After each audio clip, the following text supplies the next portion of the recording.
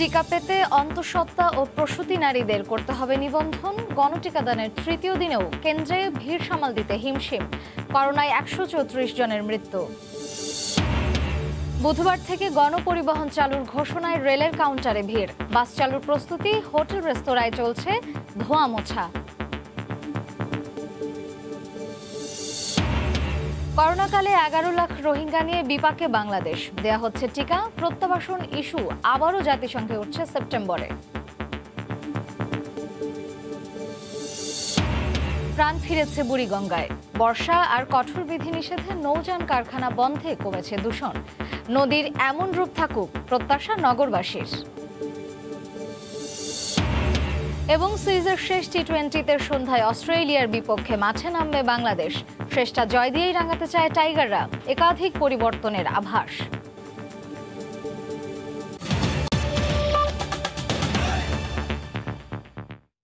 সময় সংবাদের সঙ্গে আছি আমি মার্জিয়া শ্রেয়া। দেশব্যাপী গণটিকাদানের তৃতীয় দিনেও কেন্দ্রে কেন্দ্রে উপচে পড়া ভিড়। সবশেষ খবর জানাতে রাজধানীর তেজগাঁও মডেল হাই স্কুল কেন্দ্রে আছেন সহকর্মী ফারুক ভূঁইয়া রবিন এবং সিলেটের শাহী ঈদগাহ এলাকায় আছেন সহকর্মী ইকরামুল কবির। সরাসরি শুরুতেই যাচ্ছি রবিনের কাছে। রবিন, শ্রেয়া, গণটিকাদান ক্যাম্পেইনের তৃতীয় দিনেও কিন্তু আগের দুদিনের মতনই রাজধানীর কেন্দ্রগুলোতে বেশ উপচে পড়া ভিড় দেখা যাচ্ছে।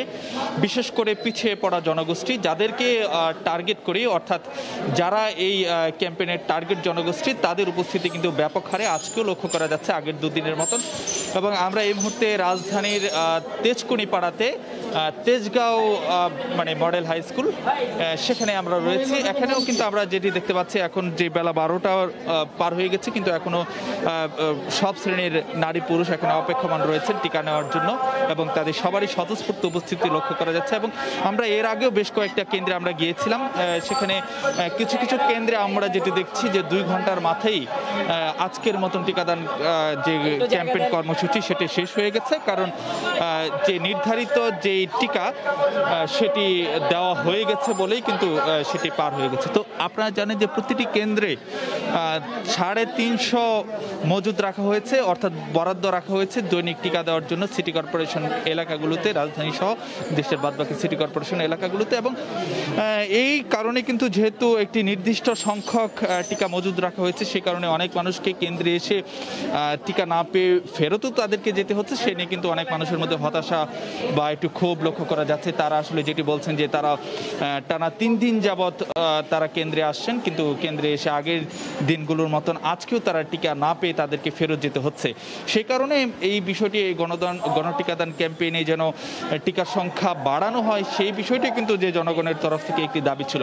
আর একটি বিষয় আপনাকে যদি জানাতে চাই যে অন্তঃসত্ত্বা এবং যে সদ্য মা হওয়া নারীদেরকে টিকা দেওয়ার বিষয়ে কিন্তু গতকাল স্বাস্থ্য অধিদপ্তরের তরফ থেকে একটি নির্দেশনা দেওয়া হয়েছিল। তবে অন্তঃসত্ত্বা যে নারীরা আছেন তারা কিন্তু ঠিক এখানে এসে যে গণটিকাদান ক্যাম্পেইনের আওতায় যে কেন্দ্রগুলো রয়েছে সেখানে এসে কিন্তু তারা টিকা নিতে পারবেন না। তাদেরকে যে হাসপাতাল কেন্দ্রিক যে কেন্দ্রগুলো রয়েছে সেখানে এসে নিবন্ধন করে এবং SMS পাওয়ার ভিত্তিতে তারা টিকা নিতে পারবেন। আমার কিছুক্ষণ আগে যে স্বাস্থ্য অধিদপ্তরের পরিচালক এবং যে টিকাদান কর্মসূচির যে সদস্য সচিব, তার সঙ্গেও কথা হয়েছিল। তিনি আসলে যেমনটি বলেছেন যে অন্তঃসত্ত্বা যে নারীরা আছেন তারা কোনোভাবেই এই ক্যাম্পেইনের আওতায় তারা টিকা নিতে পারবেন না এবং তাদেরকে নিবন্ধন করতে হবে এবং যে হাসপাতাল কেন্দ্রিক যে কেন্দ্রগুলো রয়েছে সেখানে যেতে হবে এবং সেখানে যে রেজিস্ট্রার্ড যে চিকিৎসক রয়েছেন তার পরামর্শ নিয়েই তাকে টিকা দিতে হবে।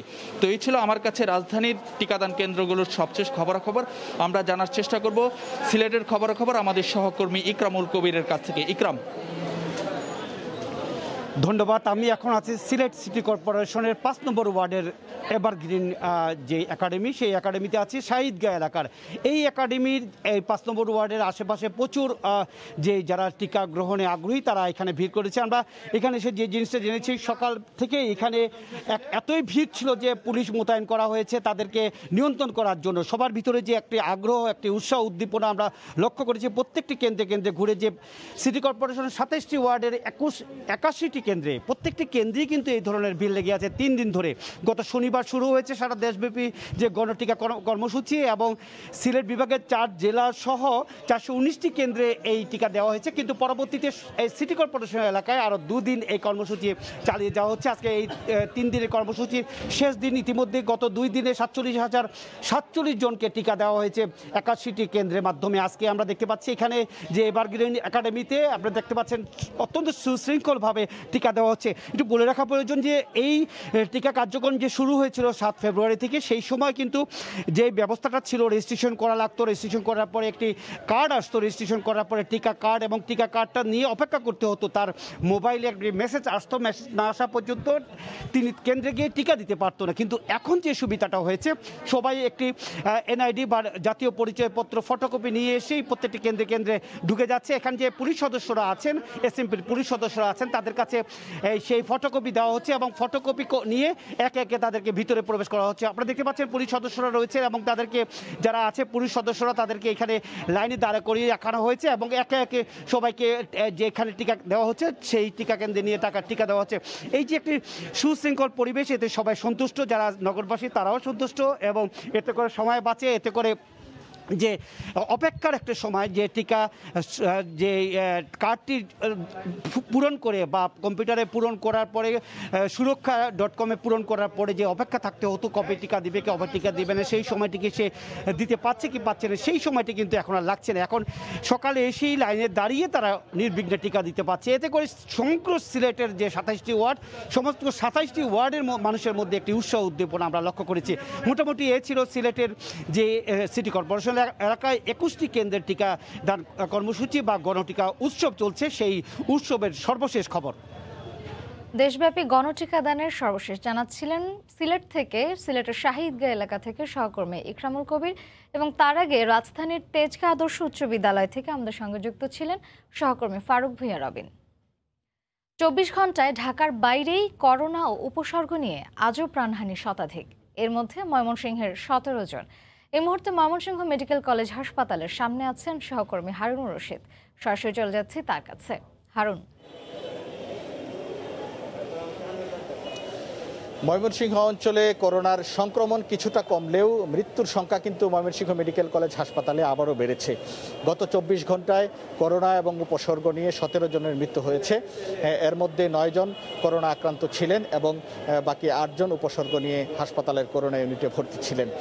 এবং আমরা যদি একটু বলি, বর্তমানে ময়মনসিংহ মেডিকেল কলেজ হাসপাতালের করোনা ইউনিটে 420 জন করোনা আক্রান্ত রোগী এবং উপসর্গ নিয়ে ভর্তি আছেন।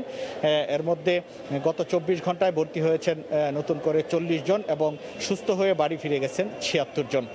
আর 22টি আইসিইউর 22টিতেই এখন পর্যন্ত রোগী আছে।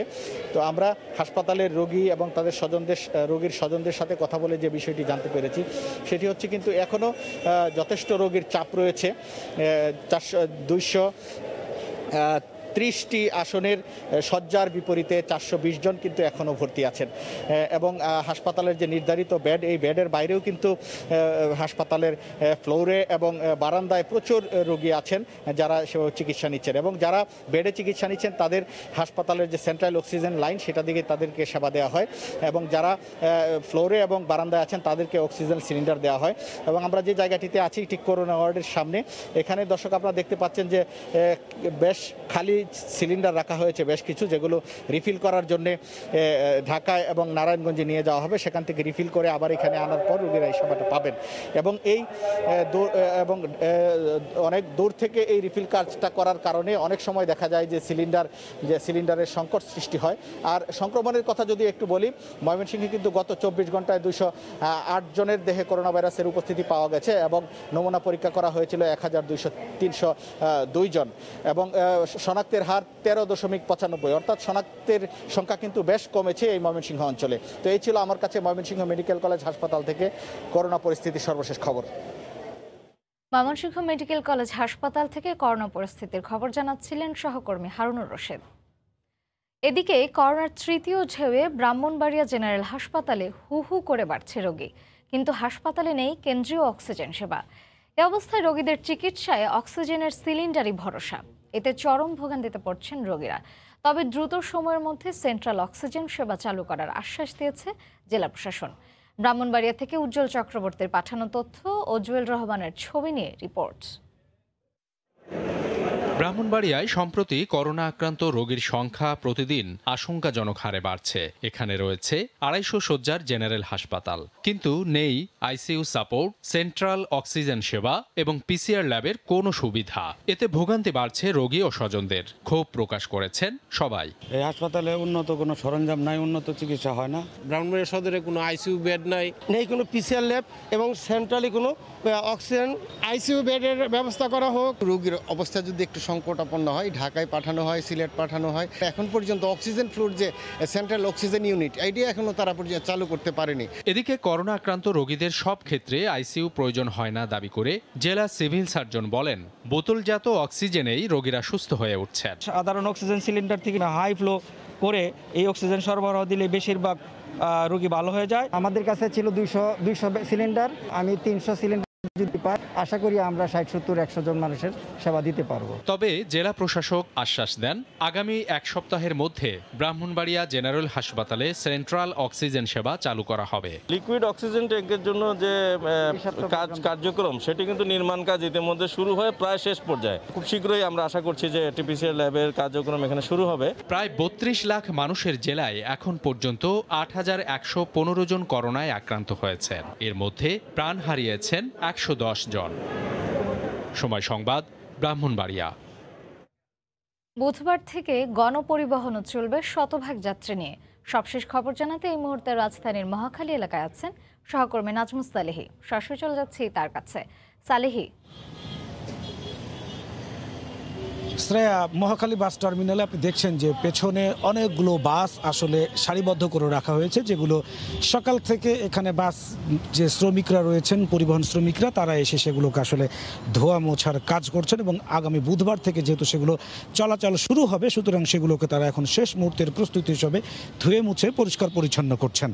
এই ছাড়া হচ্ছে যে আমি যে কয়েকটি বাস টার্মিনালে আসলে ঘুরে দেখেছি, এখানে শ্রমিকরা কেবল আসছেন এবং তারা হচ্ছে যে বাস যেহেতু এতদিন গাড়িগুলো বন্ধ ছিল, তারা সেগুলোকে হচ্ছে যে খুলছেন, খুলে সেগুলোর ভিতরে আসলে পরিষ্কার পরিচ্ছন্ন করছেন, যেগুলো ধুলাবালি জমেছে তা ধুয়ে মুছে পরিষ্কার করছেন। পাশাপাশি আমি দেখেছি যে বিভিন্ন গাড়িকে তারা রং করে ফিটনেসের যে ব্যাপারগুলো সেগুলো আসলে দেখছেন। সকাল থেকে যে কয়েকটি বাস টার্মিনালে ঘুরেছি তার অধিকাংশ জায়গাতে আসলে নতুন করে এই যে অনেক দিন যাবৎ গাড়িগুলো চলার না কারণে গাড়ির কোনো যান্ত্রিক সমস্যা আছে কিনা সেগুলোকে শ্রমিকরা এসে পরীক্ষা নিরীক্ষা করছেন এবং যদি কোনো বিষয়ে, কোনো পার্টসে, কোনো যন্ত্রে যদি কোনো ধরনের ত্রুটি থাকে সেগুলো আসলে পরিবর্তন করছেন। এছাড়াও রং করা হচ্ছে এবং বাসগুলোকে ধুয়ে মুছে পরিষ্কার পরিচ্ছন্ন করা হচ্ছে। পাশাপাশি যে টিকিট কাউন্টার রয়েছে, খুব অল্প সংখ্যক টিকিট কাউন্টারই আসলে খুলেছে, একেবারেই খুলেনি এটাই বলা যায়। 2-1টি টিকিট কাউন্টার আসলে খুলেছে, একেবারে এসে ধোয়া মোছার কাজ আসলে টিকিট কাউন্টারগুলোতে চলছে। তবে এখন পর্যন্ত কোনো টিকিট কাউন্টারে আসলে টিকিট বিক্রি শুরু হয়নি। টিকিট কাউন্টারগুলোর পক্ষ থেকে আসলে আমাদেরকে জানানো হয়েছে যে তারা এখন পর্যন্ত আগাম টিকিট আসলে কবে থেকে বিক্রি করবে সেই বিষয়ে তাদের কাছে কোনো নির্দেশনা না আসায় তারা এখন পর্যন্ত টিকিট বিক্রি কার্যক্রম বন্ধ রেখেছেন এবং তাদের শ্রমিকরা আসছেন, টিকিট কাউন্টার আসলে ধুয়ে মুছে পরিষ্কার করছেন এবং যেহেতু আগামী কাল থেকে তারা টিকিট বিক্রি করবেন বলে আমাদেরকে জানাচ্ছেন, সুতরাং তারা এসে ধুয়ে মুছে টিকিট কাউন্টারগুলোকে পরিষ্কার পরিচ্ছন্ন করছেন। এবং আমি দেখেছি যে হচ্ছে যে বাসগুলোকে একইভাবে আগামী বুধবারে চলার জন্য আসলে তারাও সেগুলোকে প্রস্তুত করা হচ্ছে। এখন পর্যন্ত যদি বলা যায় তাহলে হচ্ছে যে একেবারে শেষ মুহূর্তের প্রস্তুতি স্বরূপ টিকিট কাউন্টারগুলোকে ধুয়ে মুছে তারা হচ্ছে পরিষ্কার পরিচ্ছন্ন করছেন। বাসের যেই শ্রমিকরা আছেন তারা একের পর তারা আসছেন, তারা এসে সারিবদ্ধভাবে যে বাসগুলো রাখা আছে প্রত্যেক বাসকে আসলে পরীক্ষা নিরীক্ষা করছেন এবং তার ফিটনেস যাচাই করছেন। পাশাপাশি টিকিট বিক্রির একটি প্রস্তুতি আসলে চলছে গাবতলী সহ রাজধানীর সব কয়টি বাস টার্মিনালে। তো এই ছিল আমার কাছে সর্বশেষ। শ্রেয়া, রাজধানীর মহাখালী থেকে গণপরিবহনের সর্বশেষ জানাচ্ছিলেন সহকর্মী নাজমুস সালেহী। নিখোঁজ কলেজ শিক্ষকের লাশ উদ্ধারের সর্বশেষ খবর জানাচ্ছিলেন সহকর্মী শুভ খান। সচিবালয়ে সাংবাদিকদের সঙ্গে কথা বলছেন স্বাস্থ্যমন্ত্রী জাহিদ মালিক। সরাসরি চলে যাচ্ছি সেখানে।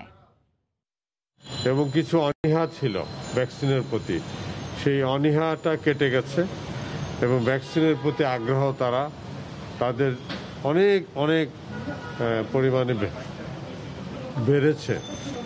পৌরসভায় ভ্যাকসিন যেটা দেওয়া হচ্ছে বিভিন্ন ওয়ার্ডে, সেই ভ্যাকসিনের কার্যক্রম চলমান আছে, সেটা থাকবে। এবং নর্মাল ভ্যাকসিনের যে কার্যক্রম সেটা কিন্তু চলমান থাকবে। আমাদের হাতে যে ভ্যাকসিন আসে সেই ভ্যাকসিন দিয়ে আমরা আমাদের নর্মাল যে দৈনন্দিন রুটিন ভ্যাকসিনেশন সেই প্রোগ্রাম চলমান থাকবে। ভ্যাকসিনে এই 2-3 দিনে কোনো রকমের আমরা ঘটনা আমাদের নজরে আসেনি। মোটামুটি সব জায়গায় ভালোভাবেই হয়েছে এবং আমরা জেনেছি এ পর্যন্ত 30 লাখেরও অধিক ভ্যাকসিন দেওয়া হয়েছে নর্মাল কার্যক্রমের বাইরে। নর্মাল কার্যক্রম যেটা আমরা ভ্যাকসিন দিয়ে থাকি সেই ভ্যাকসিনের বাইরেও 30 লক্ষের অধিক ভ্যাকসিন লোকে পেয়েছে। আমরা আরও আনন্দের সাথে বলতে চাই যে আগামী 9-10 তারিখ থেকে নিয়ে 15 তারিখের মধ্যে আমাদের কোভ্যাক্স থেকে আরও 34 লক্ষ ভ্যাকসিন পৌঁছাবে এবং চায়না থেকে আমাদের ক্রয়কৃত 10 লক্ষ ভ্যাকসিন পৌঁছাবে এবং আরও 10 লক্ষ ওনারা চায়না থেকে আমাদেরকে উপহার হিসাবে দেবে। অর্থাৎ মোট 54 লক্ষ ভ্যাকসিন আগামী 15 দিনের মধ্যে, 15 তারিখের মধ্যে, এ মাসের 15 তারিখের মধ্যে আরও 54 লক্ষ ভ্যাকসিন আমরা পেয়ে যাব। এই পাওয়াতে আমাদের অনেক সুবিধা হবে। আমাদের ভ্যাকসিন কার্যক্রম যে বেগে চলছিল সেই বেগটা আমরা বজায় রাখতে পারবো, সেই সংখ্যায় আমরা আশা করি আমরা দিতে পারবো। এবং আরেকটি বিষয় বলতে চাই যে আমরা যেগুলো আমরা ক্রয় করেছি চায়না থেকেও আরেকটা আমাদেরকে জানানো হয়েছে যে মাসেই আরও তারা 5 মিলিয়ন অর্থাৎ 50 লক্ষ ভ্যাকসিন তারা আমাদেরকে দিবে এবং কোভ্যাক্স ফ্যাসিলিটি থেকেও আমরা পেতে পারি, যার সংখ্যা এখনো আমাদেরকে জানানো হয়নি। আপনারা এটাও জানেন যে আমরা দেখলাম যে ভ্যাকসিন কোভ্যাক্স ফ্যাসিলিটি থেকে আমরা পাই বা সংখ্যায় তো আর একসঙ্গে অনেক বেশি পাই না। তো সে কারণে আমরা মাননীয় প্রধানমন্ত্রীর অনুমোদন ক্রমে ওনার সাথে আলোচনার ভিত্তিতে আমরা চায়নার সাথে আলোচনা করে আপনারা জানেন যে আমরা আরও 6 কোটি ভ্যাকসিনের আমরা অনুমোদন আমাদের সরকারের পক্ষ থেকে দেওয়া হয়েছে এবং চায়না থেকেও সেই অনুমোদন তারা দিয়েছে। এখন আমরা চুক্তি পর্যায়ে আছি এবং আমাদের সেটা অর্থনৈতিক কমিটিতে যে ওটা পাস হয়ে যাবে এবং সেই ভ্যাকসিনটা আসলে আমাদের জন্য খুবই সহায়ক ভূমিকা রাখবে। ভ্যাকসিনেশনের কার্যক্রম অনেক জোরদার হবে। সেই ভ্যাকসিন তারা দিবে বলেছে যে আমাদের এই মাসে যতটুকু সম্ভব পারে দিবে, অর্থাৎ অক্টোবরে। আর নভেম্বরের কথা বলেছে চায়না যে আমাদের 10 থেকে 15 মিলিয়ন ভ্যাকসিন তারা দিবে আমাদের এই সেপ্টেম্বরে, আর অক্টোবরে দিবে 20 মিলিয়ন আর নভেম্বরে দিবে 20 মিলিয়ন। এই পর্যন্ত তাদের কাছ থেকে আমরা তথ্য পেয়েছি। পাশাপাশি কোভ্যাক্সের ভ্যাকসিনও তো আসবে। আমরা সেপ্টেম্বরে ফাইজারের ভ্যাকসিন আমরা প্রথম সপ্তাহে পাওয়ার কথা 6 মিলিয়ন, সেটাও আমরা পাবো এবং আরও যদি ভ্যাকসিন দেয় তা আমরা সেটাও পাবো। আমরা তো এও আশা রাখি যে ভারতের কাছে যে ভ্যাকসিনটি এখনও রয়ে গেছে অর্থাৎ অ্যাস্ট্রাজেনিকার 2,30,00,000 সেই ভ্যাকসিনও আমরা আশা করি আমরা পাবো, কিন্তু তার এখনো কোনো রকমের কনফার্ম কোনো আমাদের ডেট দেয় নাই, তারিখ দেয় নাই কবে তারা দিবে। বাট আশা করি হয়তোবা এখন সময় আসছে দেওয়ার, কারণ ভ্যাকসিন এখন খুব প্রয়োজন। আপনারা জানেন ভ্যাকসিন দিলে পরে মানুষের সুরক্ষিত হয় সংক্রমণ থেকে। হয়তো সেইভাবে তারা একদম টোটালি সুরক্ষিত হবে তা নয়, আমাদের মাস্ক পরিধান করতেই হবে, সামাজিক দূরত্ব বজায় রাখতে হবেও আমাদের ভ্যাকসিন নেওয়ার পরেও, কারণ ভ্যাকসিন নিলে সঙ্গে সঙ্গে আমাদের শরীরে যে অ্যান্টিবডিজ তৈরি হয়ে যায় তা নয়, এটা কিন্তু সময় লাগে অ্যান্টিবডি তৈরি হতে। এবং বুস্টার ডোজ যেটা আছে, সেকেন্ড ডোজ যেটা আছে, ওইটা না দেওয়া পর্যন্ত কিন্তু আপনি পুরোপুরি সুরক্ষিত নয়। কাজেই আপনাকে ভ্যাকসিন নেওয়ার পরেও চলাফেরাতে সাবধানতা অবলম্বন করতে হবে, মাস্ক পরতে হবে, সামাজিক দূরত্ব বজায় রাখতে হবে। নওগাঁ সদর হাসপাতালে করোনা রোগীর স্বজনদের সঙ্গে কথা কাটাকাটির জেরে এক নার্সকে মারধরের ঘটনা ঘটেছে। প্রতিবাদে কর্মবিরতি পালন করছেন নার্সরা। বিস্তারিত জানাতে সদর হাসপাতাল থেকে সরাসরি যুক্ত হচ্ছেন সহকর্মী এমআর রকি। ধন্যবাদ শ্রেয়া। বেলা 11:30টার দিকে স্থানীয় এখানে যে করোনা ইউনিট রয়েছে, এই করোনা ইউনিটে গুরুতর শ্বাস প্রশ্বাস এরকম অসুস্থ অবস্থায় একজন রোগী এখানে ভর্তি হয়। ভর্তি হওয়ার পরে রোগীর অবস্থা আরো নাজুক পর্যায়ে যায় এবং নাজুকের এক পর্যায়ে রোগী মারা যায়। মারা যাওয়ার পরেই উত্তেজিত স্বজনরা এখানে দায়িত্বরত যে নার্স ছিল সেই নার্সদের উপর চড়াও হয় এবং মারধর করে অভিযোগ করা হয়েছে। এবং এই মারধরের ঘটনার পর থেকে নার্সরা তাদের কর্মবিরতি শুরু করেছেন। নার্সরা যেটা বলছেন যে এখানকার দায়িত্বরত যে এই ঘটনায় তাদের যে নিরাপত্তা ব্যবস্থা এটা একেবারেই শঙ্কার মধ্যে রয়েছেন এবং এরকম হরহামেশাই কিন্তু উত্তেজিত স্বজনদের দ্বারা তারা প্রহিত হয়ে থাকেন এবং সবসময় এরকম ঘটনার শিকারের কারণে তারা একটা এই মুহূর্তে নিরাপত্তা দাবি করেছেন এবং এই নিরাপত্তা নিশ্চিত না হওয়া পর্যন্ত তারা কিন্তু বলছেন যে তাদের কর্মবিরতি অব্যাহত রাখবেন। ঘটনার পর কিন্তু এখন পর্যন্ত তারা কয়েক দফা স্থানীয় এখানকার কর্তৃপক্ষ, হাসপাতাল কর্তৃপক্ষের সাথে তারা বৈঠক করেছেন। বৈঠকে এখনো কোনো সিদ্ধান্ত আসেনি। ফলে কিন্তু এখানে আরো যেসব রোগী ভর্তি রয়েছে বা রোগী আসছে তাদের কিন্তু একটা আমরা লক্ষ্য করছিলাম যে খুব খারাপ একটা অবস্থা চলমান রয়েছে এবং এই পরিস্থিতি দ্রুত উতরানোর জন্য কিন্তু ভর্তি রোগীরা কিন্তু দাবি করছেন যে পরিস্থিতি যেটাই হোক কিন্তু একেবারে দ্রুত যদি এই নার্সদের কর্মবিরতি না দূর হয় তাহলে কিন্তু ভোগান্তি আরো চরমে পৌঁছাবে এবং এই ক্ষেত্রে তারা আশু সমাধান তারা কামনা করছেন। তবে নার্সদের যেটা মূল বক্তব্য যে তারা বলছেন যে দ্রুত এই পরিস্থিতি যদি সমাধান করতে হয় তাদের ক্ষেত্রে কিন্তু একটা নিরাপত্তা ব্যবস্থা নিশ্চিত করতে হবে এবং আগামীতে কোনো স্বজনদের দ্বারা যেন তারা প্রভাবিত না হয় এমন দাবি তাদের পক্ষ থেকে কিন্তু জানানো হয়েছে। তো শ্রেয়া, এই ছিল নওগাঁ সদর হাসপাতালের রোগীর স্বজনদের হাতে মারধরের খবর আমার কাছে। নওগাঁ সদর হাসপাতাল থেকে বিস্তারিত জানাচ্ছিলেন সহকর্মী এমআর রকি। চট্টগ্রামে করোনায় জটিল রোগীদের অক্সিজেন সরবরাহ করার প্ল্যান্টগুলোর নিরাপত্তা জোরদার করা হয়েছে। এরই ধারাবাহিকতায় সীতাকুণ্ডের কুমিরায় জিপিএইচ ইস্পাতের অক্সিজেন কারখানা পরিদর্শনে গেছে শিল্প পুলিশের একটি দল। সেখান থেকে সরাসরি যুক্ত হচ্ছেন রিপোর্টার শফিকুল আলম।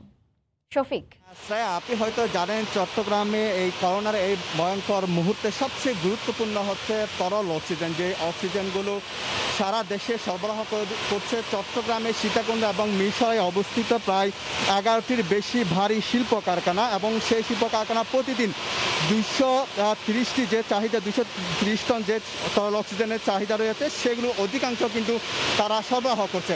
আমি এই মুহূর্তে রয়েছি জিপিএইচ ইস্পাতের যে অক্সিজেন প্ল্যান্ট সেখানে রয়েছে। এখানে যে কিছুদিন ধরে আমরা যেটি শুনছিলাম সেই যে অক্সিজেন যে কারখানাগুলো রয়েছে সেখানে নাশকতার পরিকল্পনা আছে এবং সেখানে শ্রমিকদের উস্কে দিয়ে ধরনের অক্সিজেন পরিবেশ সৃষ্টি করতে পারে।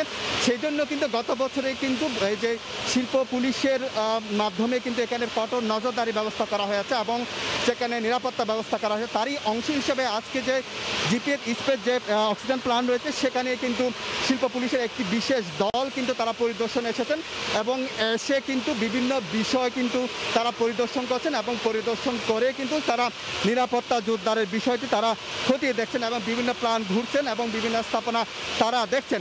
আপনি হয়তো জানেন চট্টগ্রাম সহ সারা দেশে গতবার যখন ভারত অক্সিজেন রপ্তানি বন্ধ করে দিয়েছিল তখন কিন্তু এই চট্টগ্রামের শিল্প কারখানাগুলো অক্সিজেনের সরবরাহ দিয়েছিল এবং প্রতিদিন কিন্তু তারা যে জিপিএইচ ইস্পাত কারখানা যেটি বলছেন তারা প্রতিদিন এখানে 250 টন অক্সিজেন সরবরাহ করে থাকে, তার থেকে 30 টন তরল অক্সিজেন সরবরাহ করে থাকে যেগুলো বিভিন্ন হাসপাতালে বিতরণ করে এবং তারা 20 থেকে 30টি অক্সিজেন 100 থেকে 200টি অক্সিজেন সিলিন্ডার বিক্রি করে সারা দেশে সরবরাহ করে এবং এ পর্যন্ত 1000-এর বেশি অক্সিজেন সিলিন্ডার তারা বিতরণ করেছে সারা দেশে যে হাসপাতালগুলো রয়েছে সেখানে। তো এই ছিল আমার কাছে সর্বশেষ তথ্য। শ্রেয়া, চট্টগ্রামের জিপিএইচ ইস্পাতের অক্সিজেন কারখানা থেকে বিস্তারিত জানাচ্ছিলেন সহকর্মী শফিকুল আলম। বাংলাদেশ অস্ট্রেলিয়া টি-20 সিরিজের খবর। শেষ টি-20তে সন্ধ্যায় মুখোমুখি হবে বাংলাদেশ ও অস্ট্রেলিয়া। মিরপুর শের-ই-বাংলা স্টেডিয়ামে ম্যাচ শুরু হবে সন্ধ্যা 6টায়। প্রথম 3 ম্যাচে জয় তুলে নিয়ে আগেই সিরিজ নিশ্চিত করেছে বাংলাদেশ। চতুর্থ ম্যাচে হাড্ডাহাড্ডি লড়াইয়ের পর সিরিজের প্রথম জয় পায় অজিরা। শেষ ম্যাচে মাঠে নামার আগে দু দলই বিশ্রামে কাটিয়েছে। প্রথম 4 ম্যাচে একই একাদশ নিয়ে খেলেছে বাংলাদেশ, তাই শেষ টি-20তে স্বাগতিক দলে আসতে পারে পরিবর্তন। ওপেনিংয়ে টানা 4 ম্যাচেই ব্যর্থ হয়েছেন সৌম্য সরকার। গুঞ্জন আছে শেষ ম্যাচে খেলবেন না সাকিব আল হাসান। বিভিন্ন সূত্রের খবর, যুক্তরাষ্ট্রের পরিবারের কাছে যাবেন এই অলরাউন্ডার। অন্যদিকে সিরিজ হেরে তোপের মুখে আছে অজিরা, তবে সিরিজের শেষটা জয় দিয়ে শেষ করতে চাইবে দুই দলই। এ পর্যায়ে শীর্ষ সংবাদ জানিয়ে দিচ্ছি আরও একবার। গণটিকাদানের তৃতীয় দিনেও কেন্দ্রে ভিড় সামাল দিতে হিমশিম। 15 আগস্টের মধ্যেই দেশে আসছে আরও 54 লাখ ডোজ। করোনায় 1.5 শতাধিক মৃত্যু। বুধবার থেকে গণপরিবহন চালুর ঘোষণায় রেলের কাউন্টারে ভিড়। বাস চালুর প্রস্তুতি, হোটেল রেস্তোরাঁয় চলছে ধোঁয়া মোছা। এবং করোনাকালে 11 লাখ রোহিঙ্গা নিয়ে বিপাকে বাংলাদেশ। দেয়া হচ্ছে টিকা, প্রত্যাবাসন ইস্যু আবারও জাতিসংঘে উঠছে সেপ্টেম্বরে। এই ছিল এখনকার মতো। সঙ্গে থাকুন সময়।